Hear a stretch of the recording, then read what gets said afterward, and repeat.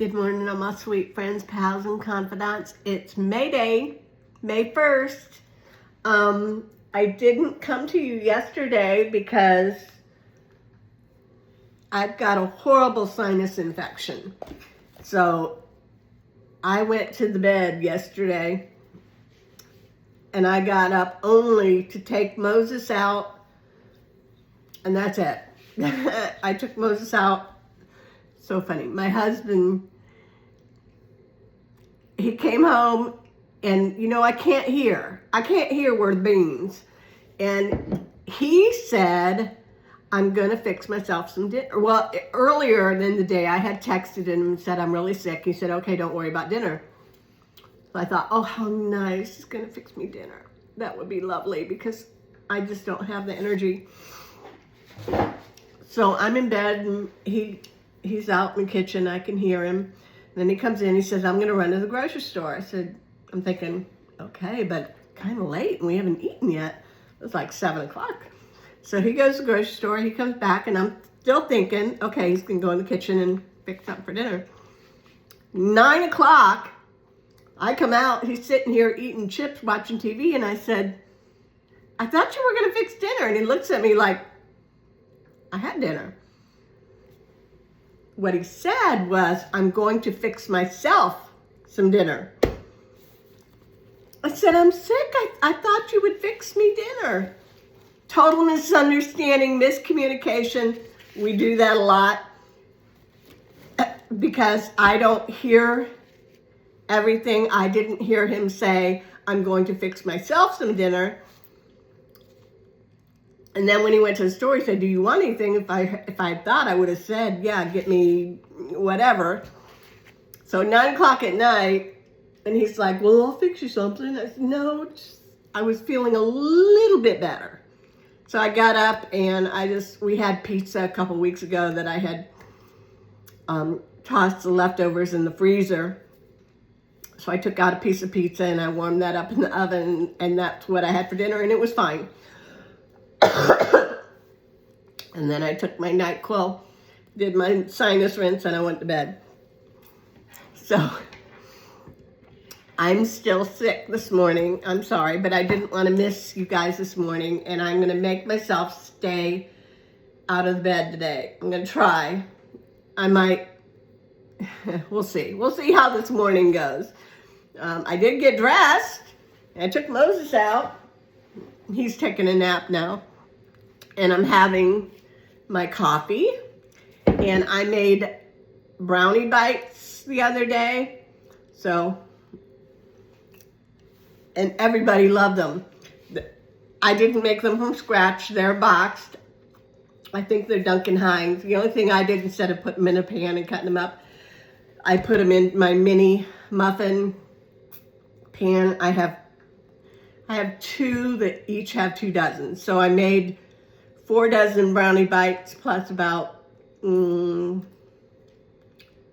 probably 5 or 6 regular size muffin. My hand is dirty. Why is my hand dirty? I don't know. Probably when I went outside, take Moses out. It's a dreary looking day today. It's supposed to clear up and then it's supposed to be cloudy this afternoon. The forecast all week was for rain today, but now today's forecast is just saying cloudy. I don't know if I'll be up to a bike ride this afternoon with my honey, but I'm hoping I will be. So I'm gonna take it easy. I don't think I'll be doing my chores today. They can wait. I keep the house pretty darn clean, so if I miss a couple days of cleaning, it's okay. Sorry. It's upper, it's sinus, it's a little bit in my chest. I'm praying that it doesn't fully go down into my chest, because when I get a cough, I have a little bit of a cough, just a little irritation. So I'm trying to do the sinus rinses to keep it from going down there and irritating. I know, TMI, right? You don't need to know all the details of my illness. So my voice may sound a little funny today. It sounds funny to me. but coffee hits the spot. And I got on the scale and I found out I gained 2 pounds while I was in Destin. So only 1 brownie bite this morning. Let me see, what's up today? Today's Friday. It's date night. Don't know. I'm hoping I'll be up to being able to go out to dinner with my honey. But we'll see. I think I'm going to go ahead and get in. Oh, weather. Like I said, it's partly cloudy. It's supposed to clear up this morning and then get cloudy again this afternoon. The temperature today, the range is 70 to 81. That's 11 degrees difference. That's a big difference. It was 71 when I went out about an hour ago with Moses. So we are going to get right into it because I still don't feel great. So here we go.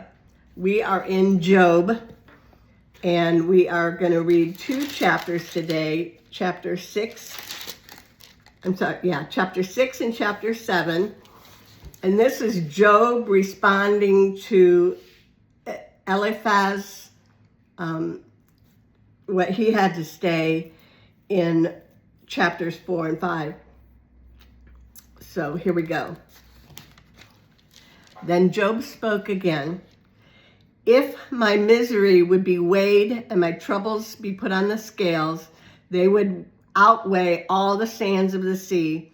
That is why I spoke impulsively. For the Almighty has struck me down with his arrows.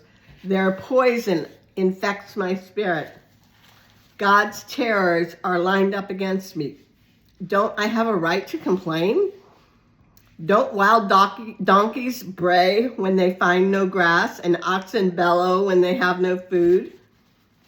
Don't people complain about unsalted food? Does anyone want a tasteless white of an egg? Some people eat just the whites. It's a diet thing, I guess. What's a little yolk gonna do? It's not gonna hurt anybody. Eat the yolk. Eat the whole egg. Eat the liquid chicken. That's what I always say. My appetite disappears when I look at it. I gag at the thought of eating it. Oh, that I might have my request, that God would grant my desire. I wish he would crush me. I wish he would reach out his hand and kill me. At least I can take comfort in this. Despite the pain, I have not denied the words of the Holy One. So despite the pain, the loss of everything, and the pain he's in physically, he still clings to the Lord. He still acknowledges the mighty God.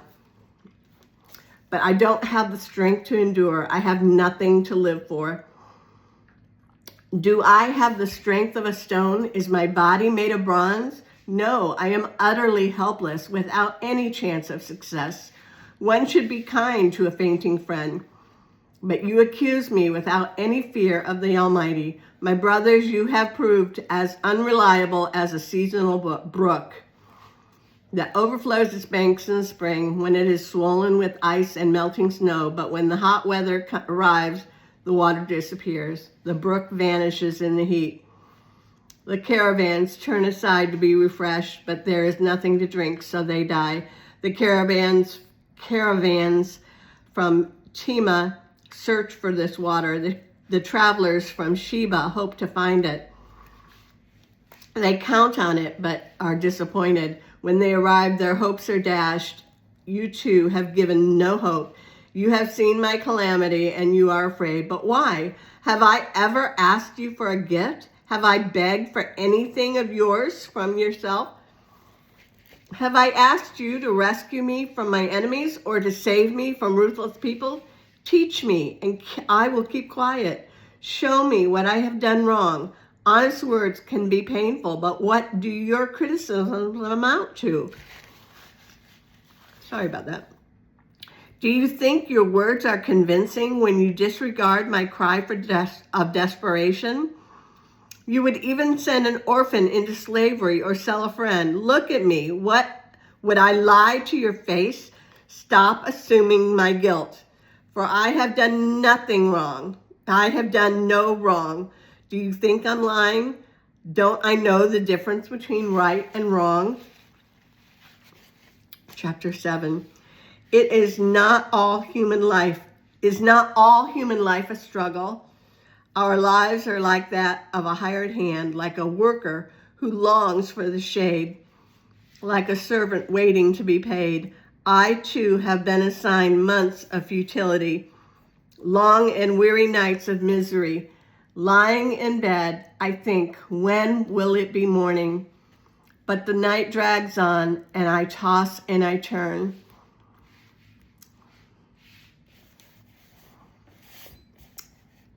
Sorry. My mind is not working. It's so full of gunk.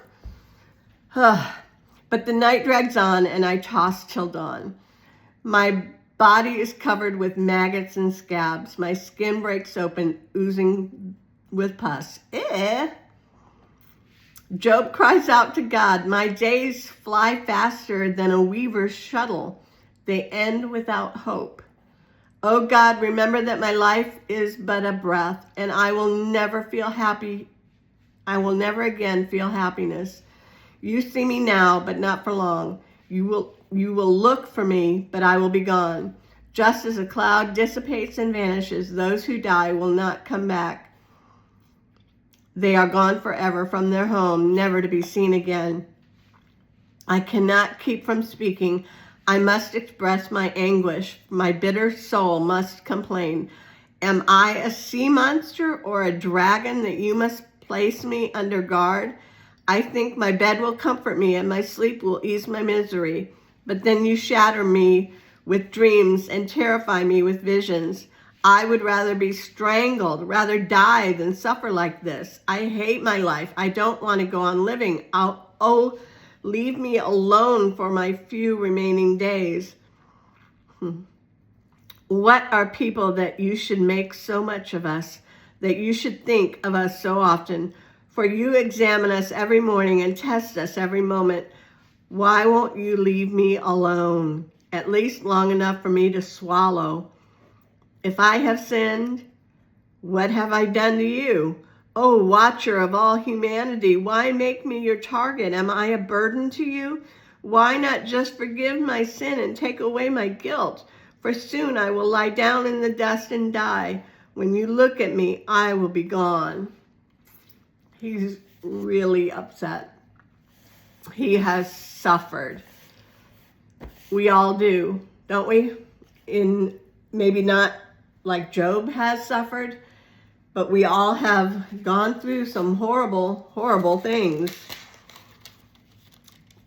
Okay, that's all I'm going to read for today. Tomorrow's Saturday. Yay! I'll be back with you on Monday, and we'll continue reading Job.